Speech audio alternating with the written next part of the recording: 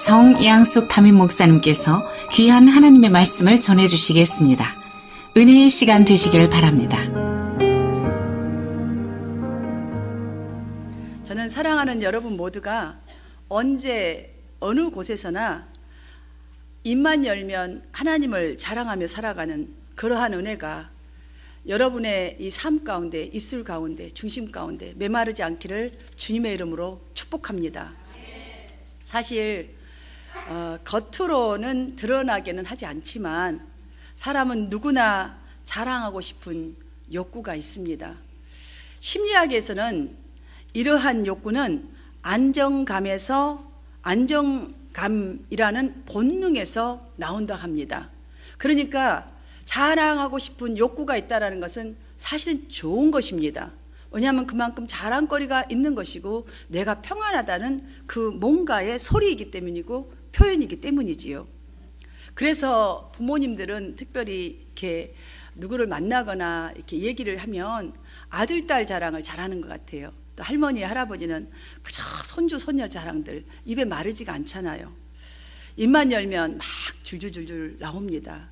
또한 사람들이 모이면 어떻습니까? 대체적으로 뭐 남자든 여자든 상관없이 뭐 정치 얘기도 할 것이요, 사회 얘기도 할 것이요, 사업에 대한 이야기도 할 것이요, 또한 뭐 남편, 아내 은근히 말하는 것, 아니면 직장 얘기 등등이 있습니다. 그런데 그 이야기 내용들을 사실 잘 이렇게 살펴보면 결과적으로 전부 다 자기 자랑들입니다. 그렇잖아요? 결과적으로는 자기 자랑이에요. 우리 직장은 이렇고, 우리 교회는 이렇고, 우리 목사님은 이렇고. 근데 그게 이제 잘못 이렇게 가다 보니까 충이 나와버려서 문제인 것이죠. 그렇습니다. 사실 살아가면서 다른 사람들에게 아니면 자랑할 것이 있다는 것 정말로 행복한 표현이니까 너무나 좋은 일입니다.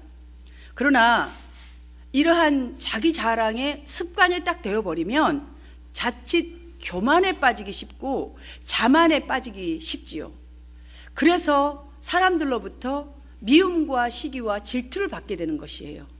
그렇지 않고 참 그 시기와 또한 때를 잘 적절하게 사용하여서 우리가 이렇게 자랑을 하게 된다면 굉장히 도전이 되고 옆 사람도 행복합니다. 그런데 이게 마치 자기 우월감처럼 되어버리고 자기를 나타내는 말처럼 상대방을 무시하는 그런 행동을 하게 되면 결국은 미움을 받게 되니까 내 손해가 훨씬 많은 때가 있습니다. 우리가 이런 것들을 잘 분별하여서 서로 배려하고 인정하면서 우리가 자랑하면서 살아간다면 각자 나름대로의 이 자랑거리는 모두에게 기분 좋은 일일 것이고 모두에게 행복한 일인 줄 믿습니다. 특별히 우리 그리스도인들은 이것보다도 특별히 자랑해야 할 것이 있습니다. 신자인 여러분은 그렇다면 제가 한 가지 묻겠습니다. 말씀을 드리기 전에 어떤 것을 여러분은 자랑스럽게 생각하면서 기쁨을 삼고 살아가고 계십니까? 저는 오늘 이 본문을 통해서 여러분과 함께 오늘 말씀을 보면 저와 여러분이 그리스도인으로서 성도로서 무엇을 자랑해야 할 것인지 한번 살펴볼 때에 이 살펴보고 끝나는 것이 아니라 우리 각자의 삶에 꼭 적용하게 되기를 진심으로 바랍니다. 우리가 진정으로 자랑해야 할 것은 첫 번째로 이 본문은 이렇게 말합니다. 하나님의 은혜를 자랑해야 한다고. 하나님의 은혜입니다.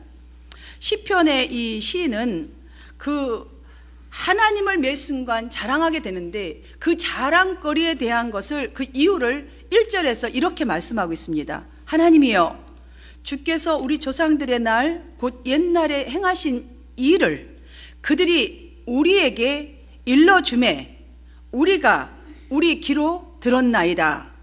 자, 그러니까 이 말을 잘 보면 옛날에 조상들에게 하나님께서 베푸신 은혜들을 들었다는 거예요. 여러분, 우리는 모든 기적과 이사와 은혜와 간증거리를 그 사람한테 직접 가서 볼 수는 없습니다. 대부분 듣는 것입니다. 내가 경험한 걸 누구에게 말할 수도 있고 또한 누구 것을 내가 듣지요. 저 아프리카에서 일어난 그 일 저희들이 어떻게 거기 가서 봅니까? 이렇듯이 이 시인은 조상들에게 하나님께서 베푸신 많은 일들이 있는데 그걸 쭉 들었다는 거예요. 그 사실들을. 그런데 그 내용이 무엇이었냐면 2절에 보니까 주께서 주의 손으로 선조들을 그 노예 생활 400년이 넘는 생활 속에서 출애굽을 시켜주셨다는 거예요. 그 일을 들었다는 것이죠. 그것만 있겠습니까? 제가 굵직굵직한 것만 말씀드리자면 하나님께서 출애굽 이후에도 약속하신 게 오래전부터 있습니다. 내가 너희를 가나안 땅에 들어가리라 라는 약속이죠. 그래서 이제 출애굽을 하고 광야를 지나가는 이 과정이 40년 동안이나 걸렸습니다. 한 2주나 3주면 충분히 너끈히 갈 수 있는 거리인데 40년이 걸렸어요. 왜 그랬을까요? 하나님의 구원의 은혜를, 베푸신 은혜를 잊어버린 것이에요. 그러다 보니까 시시때때로 내 마음대로 내가 선택하는 길을 가버렸고, 시시때때로 불평불만을 했고, 내가 원하지 않으면 불순종하는 거예요. 내가 싫으면 안 하는 거예요. 불순종했어요. 가나안 땅 정복도 나의 은혜로 하리라고 분명히 약속의 말씀을 주셨음에도 불구하고 그들은 자신의 능력과 힘으로 싸워서 얻으려고 했습니다. 그런데 얻었습니까? 아닙니다. 전쟁을 할 때마다 실패했었습니다. 그럼에도 불구하고 내가 조상들에게 들어보니 하나님께서 결과적으로 주권적인 주님의 은혜를 베푸신 거로 그 땅에서 무사히 정착하게 되었고, 또한 번성케 해주셨다는 그 말씀을 나는 들었나이다 주님. 자, 듣고만 끝난 것이 아닙니다. 이 시인은 그 들었던 것을 나한테 적용한 사람입니다. 그대로 믿었던 이 연고로 지금 보면 시인은 이렇게 간구합니다. 하나님이여, 주는 나의 왕이시니, 그들의 왕이시기도 하지만 지금 나의 왕이시니 야곱에게 은혜를, 구원을 베푸소서라고 간구합니다. 여러분, 이 말을 잘 한번 간구하는 내용을 보십시오. 간단하지만 야곱에게 구원을 베푸소서. 여러분들이 뭐 구할 때 저에게 간구합니다, 주시옵소서, 이 기도할 때는 뭔가를 받고 싶은, 뭔가의 상황이 문제가 있기 때문에 그 간구를 하지요. 이와 마찬가지로 지금 우리가 금방 느낄 수 있는 것은 이 시인에게도 중차대한 위기 가운데 있는 것으로 보여집니다. 그런데 그들에게 은혜를 베푸셨던 그 하나님, 그렇게 말 안 듣고 자기 불순종했던 그들도 결과적으로 하나님께서 택하신 백성이란 이유 하나만으로 그들에게 은혜를 베푸셔서 가나안 땅에 이렇게 우리 후손들까지 잘 먹고 잘 살게 하셨던 그 말을 내가 들었습니다. 나는 믿습니다. 하나님, 이번에도 주님의 능력으로 은총을 베푸셔서 자신에게도 우리 민족에게도 구원을 베풀어 주시옵소서 라는 이 기도입니다. 그러하기에 이 상황 속에서도 우리가 종일 하나님을 하였나이다. 우리는 하나님의 이름을 영원히 감사하리이다 라고 고백하고 있는 줄 믿습니다.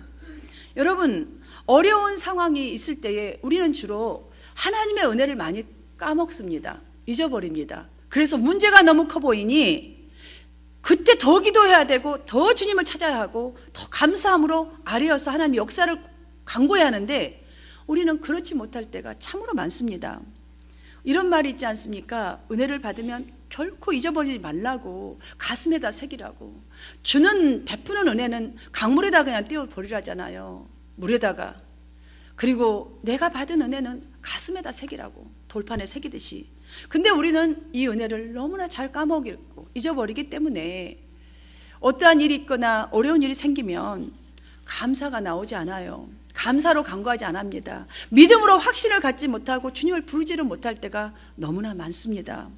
여기서 보십시오. 종일, 제가 영어 성경에 보니까 all day long. 이 지금 환경 속에서, 이 어려운 속에서, 온 민족이 어려움을 당하는 이 환경 속에서 자신뿐만 아니라 모두가 힘든 환경, 지금 사실 굉장히 다들 힘든 상황 속에 있는 것 같아요. 그런데 하나님께 감사하고 사람들 앞에서 하나님만 자랑하며 살겠다고 다짐을 하면서 하나님, 야곱에게 구원을 베풀어 주옵소서라고 지금 간구하고 있습니다. 우리의 자랑과 지금 시인의 자랑 어떻습니까? 참으로 대조적이지 않습니까?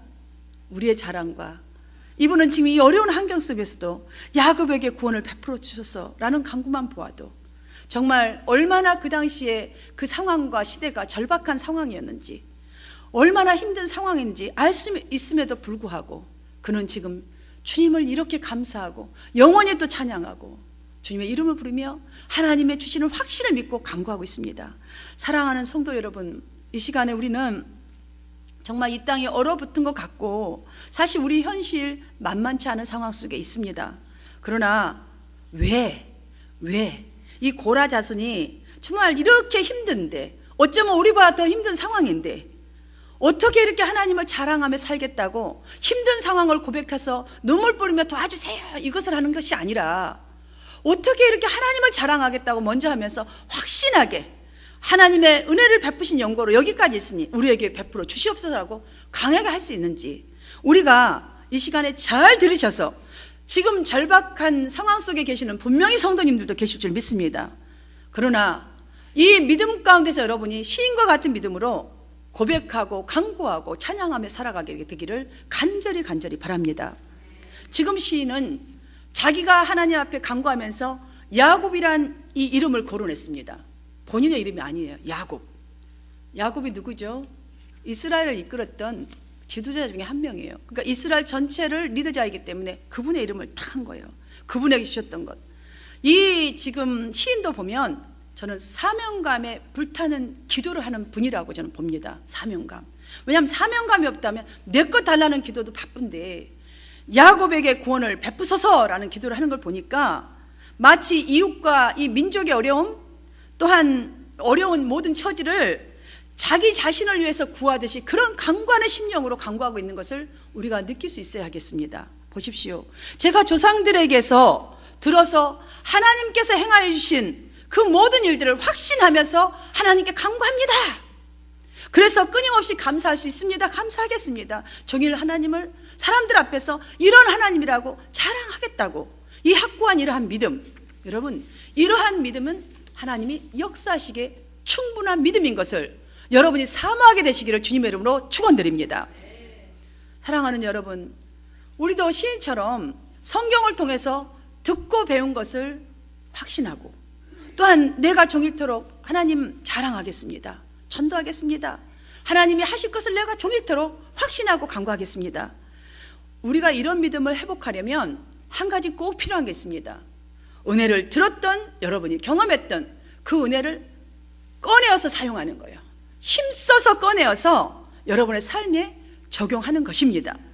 사랑하는 여러분, 하나님께서 여러분을 도우시면 여러분의 문제가 회복되고 또한 승리할 수 있다고 믿으신다면 큰 소리로 아멘 하시기 바랍니다. 아멘. 그럼요, 제가 4절 말씀을 다시 한번 다 함께 봉독할 텐데, 야곱의 이름 위에 여러분의 이름을 넣으시고 큰 소리로 봉독하도록 하겠습니다. 시작. 하나님이여, 주는 나의 하나님이시니 우리 한마음교회에게 구원을 베푸소서. 아멘. 여러분, 이러한 확신으로 이제부터 주님께 여러분의 모든 것과 한마음교회의 모든 것을 간구하는 여러분 되시기를 바랍니다. 사실 우리가 이 시인처럼 하나님의 은혜를 기억하고 자주 돌아보아야 감사할 수 있어요. 어려운 환경 속에서도 상대방도 자꾸 감사함을 자꾸 바라보아야 감사가 되지요. 여러분, 미운 거 하나만 우리는 많이 기억하잖아요. 그러다 보니까 모든 게 꼬여서 생각되는 거예요. 감사가 없어지는 거예요. 저는 여러분의 신앙이, 우리 한마음교인들의 신앙들이 자꾸 감사를 기억하고 하나님의 은혜를 기억하고 상대방이 나에게 해줬던 그 사랑스러운 한마디, 그 눈빛을 기억하여서 여러분의 삶에 적용하고 여러분의 생각에 적용하고 여러분의 마음에 적용하게 되기를 진실로 기도합니다. 여러분, 사람과 사람의 관계를 보아도 그렇고요, 하나님과 나와의 관계를 보아도 받은 은혜를 회상하고 자꾸 되돌려야 믿음과 확신을 가지고 감사하면서 살아갈 수가 있습니다. 감사하면서 기도할 수 있습니다. 소망 가운데 여러분이 간구하게 되는 것입니다. 사실 하나님을 한번 보십시오. 하나님은 세상의 그 어떤 것보다도 소중한 것을 주시면서도 우리에게 어떠한 대가도 요구하지 않으십니다. 그뿐 아닙니다. 하나님은 대상을 가리지도 아니하시고 오직 믿음을 힘입는 자들에게는 하나님의 후사가 되는 은혜를 베풀어 주십니다. 아멘이십니까? 다만 한 가지 우리에게 명령한 게 있습니다. 서로 사랑하라. 당신을 사랑한 게 아니래요. 서로 사랑하라. 너희가 서로 사랑하면 너희가 나를 사랑하는 것이라고. 당신에게 하란 말이 하나도 없습니다. 서로 사랑하라. 여러분, 우리는요, 별것 아닌 거 하나 주면서도 그에 대한 대가를 기대합니다. 작은 것 하나 주는 것도 내가 기분 좋은 사람, 대상을 가려가면서 줍니다. 여러분 아무 말도 안 하고 저만 그런 것 같았어요. 그런데 이것도 괜찮은 사람 같아요. 제가 보니까. 그래도 주는 거 하잖아요. 뭐 기대를 좀 하더라도 주잖아요. 이것도 굉장히 괜찮은 사람 같아요. 그런데 어떤 사람은 베풀지도 전혀 않으면서 마땅히 자신은 받아야 할 사람처럼, 그것이 사랑이든 글쎄 뭐 대화이든 인사이든 아니면 뭐 어떤 대우든 받지 못한다고 생각들면 그건 자기 자신의 생각이잖아요. 그것 때문에 시험 들고, 그것 때문에 자신의 그 생각은 맞은데 상대방이 틀린 것처럼 상대를 심판해 버립니다. 정말 이런 모습이 우리가 정말 신앙가에서 바뀌어야 될 모습인 줄 저는 그렇게 기도하고 있습니다. 정말 우리 속에 이러한 모습들이 너무나 저부터서 비롯해서 많습니다. 사랑하는 여러분, 이 시간 우리가 시인을 통해서 우리가 교훈 삼아야 할 것은 하나님의 약속과 은총은 하나님의 은혜를 감사하면서 우리가 그 은혜를 힘써 자랑하는 자, 사랑하는 자에게 임하는 것을, 이 사실을 깨닫는 은혜가 여러분 각 중심 속에 있기를 진실로 주시로 바랍니다. 오늘부터 정말 하나님의 은혜를 기억하면서 감사하면서 사십시다. 은혜를 생각하면서 은혜를 꺼내어 생각하고 행복자의 삶을 여러분 살아가시기를 바랍니다. 여러분의 속에 있는 행복한 것들을 꺼내십시오. 좋은 은혜들을 꺼내서 사용하는 여러분 되시기를 축원합니다. 두 번째로는 우리가 자랑해야 할 또 하나는 하나님의 능력입니다. 여러분, 이걸 믿어야 자랑할 수가 있고 이걸 믿어야 간구할 수가 있죠. 기억하십시오. 우리 자신은 하나님의 능력을 잊어버리면, 하나님의 행하신 그 엄청난 권능을 잊어버리는 순간에 모든 일의 진행에 있어서 나의 자신의 능력을 의지하기가 쉽습니다. 감사와 찬양이 이 시인의 입술에서 떠나지 않았던 그 이유 하나는 조상에게 행하신 하나님의 능력을 들은 대로 믿은 것이에요. 그 능력을. 이분은 대단한 거예요. 그냥 들은 것을 믿은 정도면요, 참 순수한 믿음 같아요. 저는 우리 모두가 순수한 믿음이었으면 좋겠습니다. 여러분, 들은 대로 믿고 그걸 향하여 간구하는 이 믿음, 하나님이 바로 너의 믿음대로 될지어다 하신 그 역사를 이루는 믿음인 줄로 믿습니다. 시인이 우리에게 주는 메시지는 마치, 보십시오, 다윗이 그 골맷돌로 걸린 골리앗을 맞서서 싸울 수 있었던 것이 무엇이었겠어요? 여러분, 그 골리앗이, 그 거인이 아기가 이거 던지는데 그거 몰라서 가만히 맞고 넘어졌다고 보십니까? 도저히 이해 불가능한 일이에요. 어느 면으로 여러분이 해석한들 하나님의 은혜가 아니고서는요, 어린아이가 그 장군을 이긴다는 건 돌 하나로 택도 없는 소리입니다. 돌을 던진다고 가만히 맞고 있는 장군이 있으면 맞는다고 물론 죽을 수도 있겠지만 죽지 않는 확률이 더 99.9% 더 많습니다. 그 누가 그렇게 때려 맞으려고 가만히 서 있는 사람이 있습니까? 사랑하는 여러분, 그 골리앗이 그 어른, 그것도 장군의 앞에 서서 그걸 던질 수 있었던 그 믿음이 어디서 나왔다고 보십니까? 하나님의 능력을 믿었던 믿음인 줄 여러분 믿으십시오. 그래서 승리하였다는 것을 지금 상기시켜주는 것과 같은 말씀을 이 시인이 하고 있는 것이에요. 여러분, 홍해를 한번 보십시오. 하나님 발로 직접 걸어서 발을 탁 담가주셨습니까? 아닙니다. 하나님의 말씀을 듣고 순종하는 그 자, 그 발걸음을 통해서 하나님이 홍해를 가르셔서 애굽의 군대는 수장시키시고 하나님의 말씀을 순종하는 모든 이스라엘 백성들은 다 살리셨지 않습니까? 이게 하나님의 권능입니다. 사랑하는 여러분, 그 시대에만 있었던 일인가요? 아닙니다. 신약 시대에는 주님이 직접 나타나지 않으셔도 예수 그리스도의 이름으로 나아갔던 제자들의 믿음을 통해서 이적을 보이신 것처럼 지금도 이런 경험을 할 수 있는 것은 하나님의 능력을 의지하는 사람인 줄 믿습니다. 여러분, 더 이상 여러분의 능력, 누구의 능력, 여러분의 가문의 능력 믿지 마시고 하나님의 능력을 믿고 나아가는 여러분의 믿음이 되시기를 바랍니다. 우리가 이러한 하나님의 능력을 경험해야 하나님의 위대하신 이름을 언제 어디서나 자랑하면서 멋진 인생을 살아갈 수가 있습니다. 언제까지 고개 숙이고 눈치 보면서 혹시 누가 전도해달라는 사람도 있어요. 근데 그것도 못하고 그냥 혹시 예수 믿는 사람이세요? 물을까봐 겁나서 도망다니면 되겠습니까? 내 지혜, 내 능력 물론 중요합니다. 의지하는 것. 그러나 더 중요한 것을 알아야 합니다.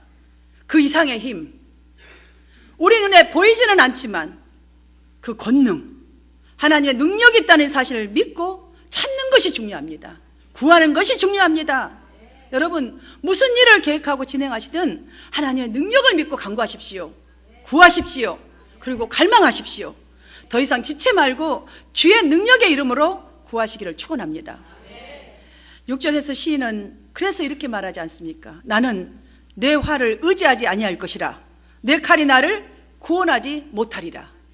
자, 더 이상 우리 활 이렇게 하면요, 팍 잡았던 게 팍 나가요.